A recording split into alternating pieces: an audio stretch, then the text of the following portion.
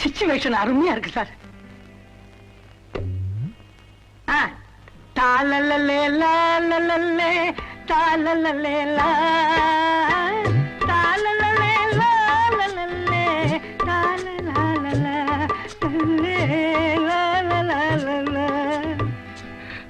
இல்ல சார், இதை விட பெட்டரா எதிர்பார்க்கிறேன். வேற டியூன் போடுங்க. இப்ப பாருங்க சார். தல்லாலே தாலலாலே தல்லாலே தாலலாலே லாலே தாலலாலே.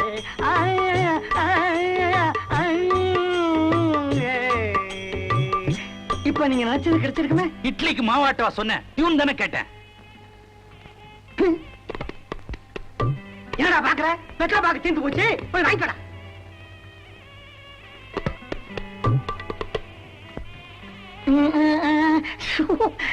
அது பக்கத்துல ஒரு கல்யாண மண்டபம் இருக்குது, அங்க வாசிக்கிற நாசுரக்காரன் சுதியை விட்டுட்டு அபசுரமா வாசிக்கிறான். அது அப்படியே என்ன டிஸ்டர்ப் பண்ணுது, வேற ஒண்ணும் இல்ல. அவன் அபசுரமா வாசிக்கிறான். ஆமா. இப்ப டீல புடிச்சிட்டேன். இந்த வந்துடுறேன், வந்துட்டே இருக்கேன். தாலலாலே தல்லாலலாலே.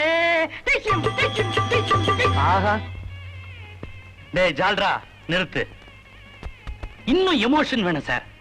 எந்த பொண்ணு அவன் முன்னுக்கு கொண்டாந்தானோ அந்த பொண்ணு அவனை தூக்கி எறிஞ்சு பேசிட்டு போறா. அதுதான் சிச்சுவேஷன். அதுக்கு டியூன் போடுங்க. ஏமாற்றம், சோகம், அழுக எல்லாம் சேர்ந்து வரணும் சார் அந்த பாட்டுல.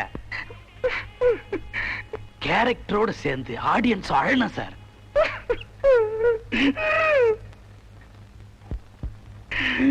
தாலே லாலே தாலே லாலே.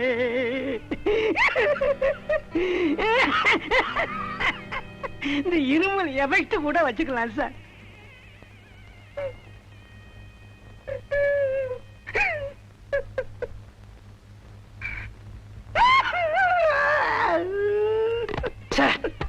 வேணா 1 மணி நேரம் டைம் எடுத்துங்க. சொந்தமா ஏதாவது டியூன் போடுங்க. இதை விட நல்ல டியூனுக்கு நான் எங்கடா போவேன்? எவங்கிட்ட கொடுக்கலாம்டா. எனக்கு இந்த ஊர்ல இருக்கவே பிடிக்கலடா. எங்கேயாவது கண்காணாத தேசமா போயிடலான்னு பாக்குறேன். ஏண்டா? இனிமேலும் இங்க என்னடா இருக்கு? நாம யார நம்பணுமோ அவங்க எல்லாரும் நம்மள ஏமாத்திட்டு போயிட்டாங்க. அவங்க கார்ல போகும்போது நாம கஷ்டப்படுறத பாக்கணுமாடா? இத்தனை நாளா அனாதையா தானே இருந்தேன். இப்ப அனாதையாவே இந்த ஊர் விட்டு போயிடறேன்டா. நீ ஏன்டா அனாதை? உனக்கு நான் இல்ல? இந்த பார், இந்த சமாளம் வேணாம். என் தங்கச்சியை கல்யாணம் பண்ணிக்கிறேன், அவளை வசதியா வச்சு காப்பாத்துறேன்னு சொன்னீங்க. இப்ப கலெக்டர் பொண்டாட்டியா வர போறான்னு அவளை கட் பண்ணிட்டிய. சொல்றது கேளு, சும்மா கோவப்படாத. நான் சந்தியாவை கல்யாணம் பண்ணிக்கிறது குழந்தைகளை பெற்றுட்டு கொஞ்சம் விளையாடுறதுக்கு இல்ல. சந்தியாவை வச்சு சில காரியங்கள் சாதிக்கணும். அதுக்காகத்தான் நான் அவளை கல்யாணம் பண்ணிக்கிறேன். இப்ப நான் ஃபேக்டரி கட்டுறேன். பொண்டாட்டி நினைச்சா லைசன்ஸ் ப்ராப்ளம் இல்ல. நிறைய கான்ட்ராக்ட்லாம் எடுத்துட்டு இருக்கேன். கலெக்டர் பொண்டாட்டினா கவர்மெண்ட் கான்ட்ராக்ட் சாங்ஷன் ஆகும். புறம்போக்கு நிலத்தை எல்லாம் நிறைய வளைச்சு போட்டிருக்கேன். சந்தியா நினைச்சா பட்டா ஈஸியா கிடைக்கும். மொத்தத்துல மாவட்டம் மட்டும்தான் அவகிட்ட, மத்ததெல்லாம் என்கிட்ட. ஆமா, நீதான் ஏற்கனவே சந்தியாவை கல்யாணம் பண்ணிக்கிறேன்னு சொல்லிட்டு ஏமாத்துன. இப்ப மறுபடியும் எப்படி அவளை நம்ப வச்ச? அதுதான் ஆனந்த். போன மாசம் பிசினஸ் விஷயமா டெல்லிக்கு போயிருந்தேன்ல, ஏர்போர்ட் வர வழியில கார் ஒண்ணு ஆக்சிடென்ட் ஆயிருந்தது. அடிபட்டு கிடக்கிறது யாருன்னு பார்த்தா சந்தியா. அடிபட்டு கிடந்தது சாதாரண சந்தியானா அப்படியே விட்டு போயிருப்பேன். ஆனா கலெக்டர் ஆச்சே, கொண்டு போய் ஹாஸ்பிட்டல்ல சேர்த்தேன். நான் இல்லைன்னா அவ பொழைச்சே இருக்க முடியாதுங்கிற மாதிரி கிரியேட் பண்ணேன்.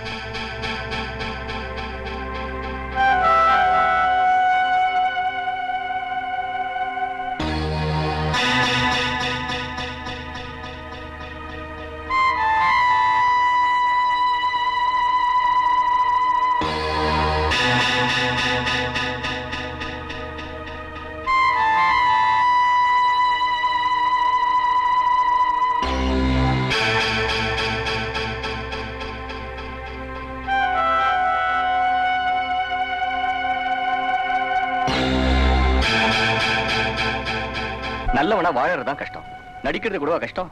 நானும் நடிக்க ஆரம்பிச்சேன். அவளும் ஏமாற ஆரம்பிச்சா. இந்த 3 வருஷத்துல என்ன கல்யாணம் பண்ணிக்க சொல்லி எங்க வீட்டுல எவ்வளவோ வற்புறுத்தினாங்க. ஆனா ஒன்ன காதலிச்சுட்டு இன்னொருத்திய கல்யாணம் பண்ணிக்க என் மனசு இடம் கொடுக்கல.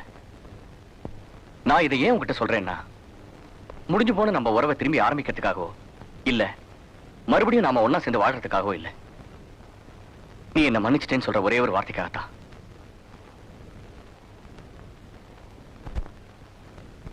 நான் சொன்னதையெல்லாம் அப்படியே நம்பி மறுபடியும் ஏமாந்தா. என்ன மன்னிச்சிட்டேன்னு சொன்னா நாள் பார்த்தேன், கல்யாணத்துக்கு சம்மதம்னு சொன்னா பத்திரிக்கை அடிச்சேன், இப்போ தாலி கட்ட போறேன். பாவி, நீ ஒண்ணு கவலைப்படாத. இது இந்த சின்ன பசங்க விளையாடுற அப்பா அம்மா விளையாட்டு மாதிரி. அவளை வச்சு சில காரியங்கள் சாதிச்சுட்டு அவளை கட் பண்ணிடுவேன். அப்புறம் உன் சிஸ்டரை கல்யாணம் பண்ணிக்கிறேன். முகூர்த்தத்துக்கு நேரமாச்சு, நான் வரேன். முடிஞ்சா ஈவினிங் ரிசப்ஷனுக்கு வா, உன் சிஸ்டரோட.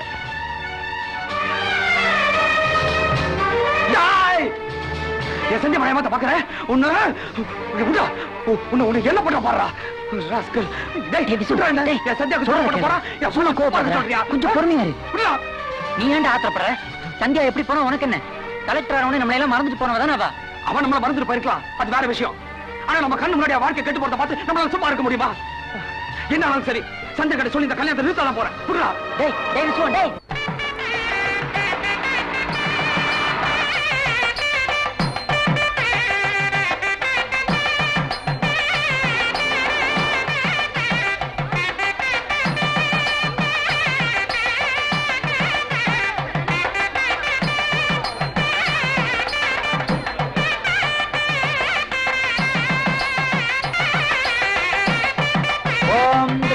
राजा वर्णो ध्रुवन्ते जो बृहस्पतिः ध्रुवन्त इंद्र चांद्रमायात्रयाम्.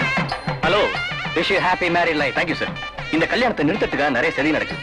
இன்விடேஷன் இல்லாம யாரையும் உள்ள விடாதீங்க. மீறி யாராவது வந்து அடிச்சு வெளியே அனுப்புங்க. இது கலெக்டர் அம்மாவோட உத்தரவு. Okay sir.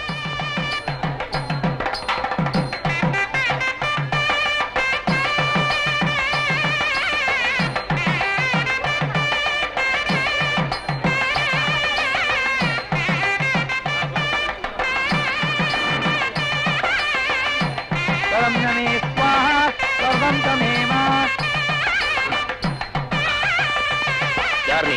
சந்தியாவை பார்க்கணும். இன்விடேஷன் இருக்கா? இன்விடேஷன் இல்ல சார், ரொம்ப முக்கியமா சந்தியாவை பார்க்கணும். அதெல்லாம் யாரையும் பார்க்க முடியாது. உங்ககிட்ட எனக்கு என்ன பேச்சு? நான் அங்க பேசிக்கிறேன். போகடா சொல்றேன்ல. என்ன பண்ற?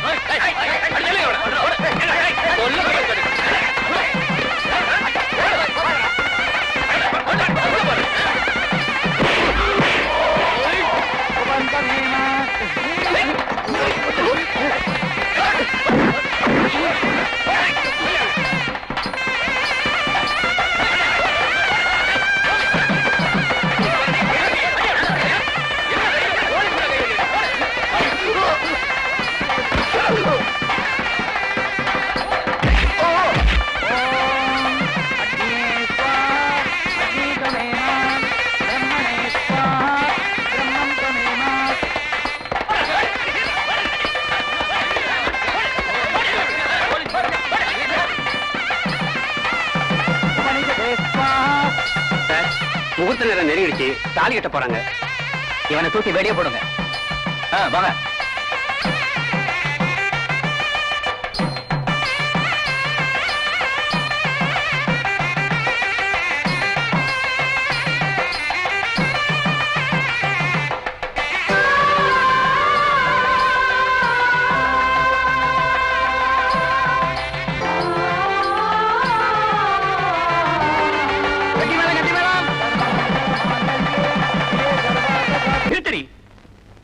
நீ கல்யாணத்துக்கு சம்மதிச்சுட்டு இன்னைக்கு தாலி கட்ட போற நேரத்துல 1000 பேருக்கு முன்னாடி ஏந்திரிச்சு வந்துட்டியே, இதுக்கு என்னடி அர்த்தம்?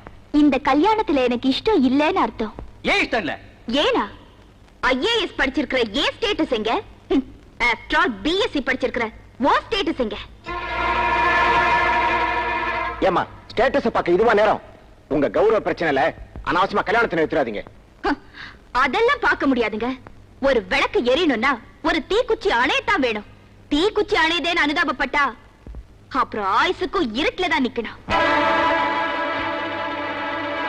கல்யாணத்துக்கு இஷ்டம் இல்லனா அப்புறம் எதுக்கு நீ சம்மதிச்ச? எதுக்கா?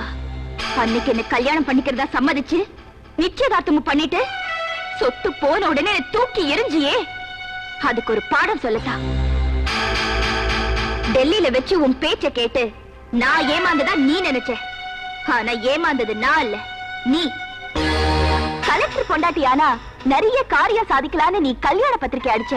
ஆனா இந்த கல்யாணமே ஒரு நாடகம் தான்னு நான் ஏற்கனவே விஸ்வத்துக்கு லெட்டர் எழுதிட்டேன். நான் நினைச்ச உன்னை எப்படி வேணும்னாலும் பழி வாங்கி இருந்திருக்கலாம். அது உனக்கு எனக்கு மட்டும்தான் தெரியும்.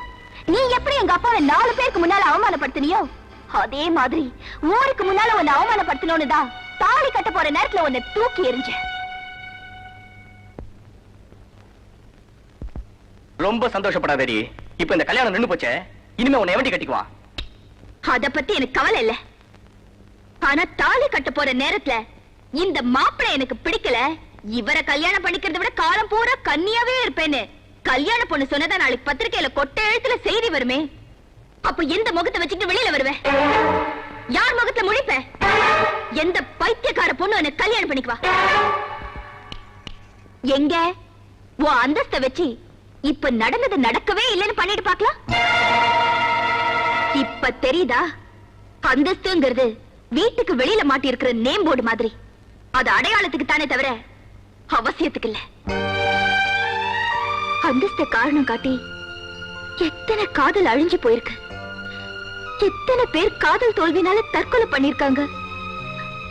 எத்தனை பேர் கல்யாணம் பண்ணிக்காமலேயே நடப்பணமாவே வாழ்ந்துட்டு இருக்காங்க தெரியுமா? இனிமே எங்களை மாதிரி ஏமாறுறவங்களுக்கும் உன்ன மாதிரி ஏமாத்துறவங்களுக்கும் இது ஒரு பாடமா இருக்கட்டும்.